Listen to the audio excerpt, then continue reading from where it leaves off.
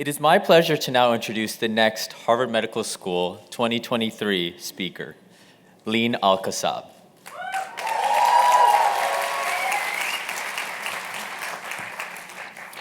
For those of you who have not seen her featured on Harvard's Instagram feed, you may remember her as Cannon's birthday baker, or more infamously, as the perpetrator of the Vandy 2019 kitchen fire.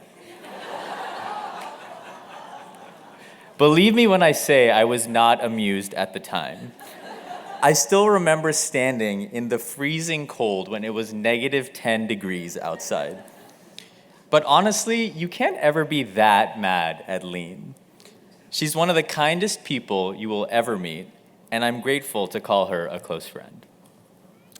Leen is a member of the Pathways MD entering class of 2018, taking a fifth year for research, graduating today with the class of 2023. Leen is originally from Damascus, Syria, and Sidon, Lebanon, by way of Dubai, UAE, and Jeddah, Saudi Arabia.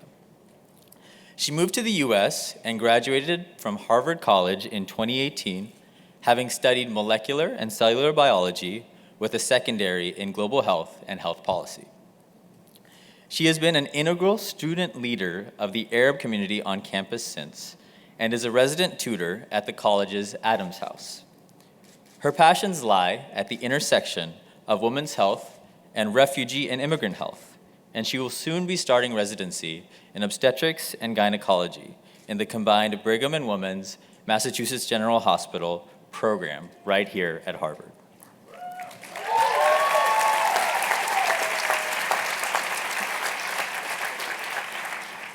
Her remarks are entitled Physician Ambassadors. Join me in welcoming Leen to the stage.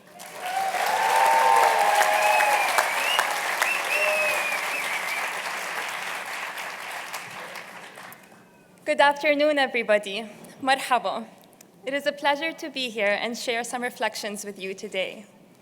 Today is a special day for many reasons, but it is extra special for me, as some of you may know, because my father, who is a Syrian passport holder, could not make it to my 2018 college graduation or my white coat ceremony. But thankfully, he is here today.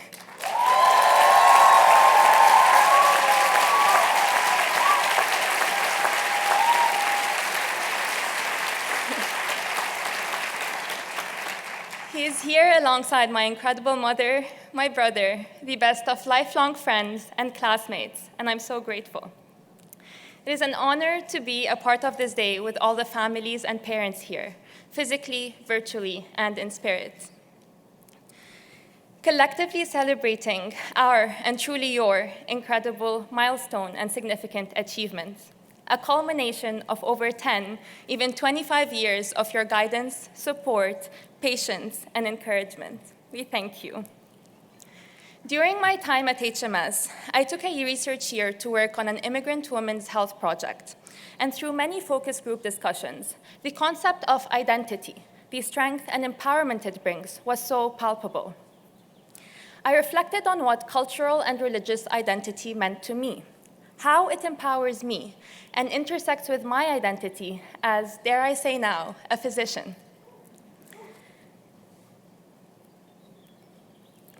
After 9 years in the US and on Harvard's campus, every time I see someone from my home region, the first question I get is, how are you treated there? Do you face any challenges because of your headscarf or because you're Arab? Thought-provoking questions like this did not only come from those far away. During PCE, a clerkship director was checking in with me about my experience with patients and faculty, asking me the same question. Later, during my residency interview trail, noting that my personal statement and extracurricular activities were all relevant to my identity as an Arab Muslim woman, an interviewer asked me, what made you feel like you can so openly and unapologetically be yourself? It can be hard to quiet the noise as a busy medical student and reflect on your own identity, but I owed that reflection to myself and to those asking. The question prompted me to wonder about the weight of wearing my identity. Is it burdensome to me, inconvenient to others? The answer was never simple or concrete. it was always so undeniably complex, a composite of experiences, memories, stories, and internalized perspectives, never simple, much like identities. I thought back to an experience I had at the Harvard Square homeless shelter, where I was doing intake with a guest who was getting an overnight bed, an experience much similar to doing a new admission for a patient. Next morning, he shared that someone on his Facebook feed had made an Islamophobic post, but this time, he took it upon himself to comment saying, "You don't know what you're talking about. You've never met a Muslim. I met one last night, and she treated me with more kindness than anyone." I would have never thought that how I interacted with this guest after a long night of volunteering would be ingrained in his mind as what Muslims are like. I am grateful that I was able to present a real-world manifestation of the values my identity is founded upon and deconstruct misinformed assumptions about it. In recalling stories like this one, I recognize that while no one ecosystem is perfect, Harvard is a special place that respects and promotes celebrating individual identities in all its kinds. And it was a privilege to be here and to be a part of its community. Throughout the years,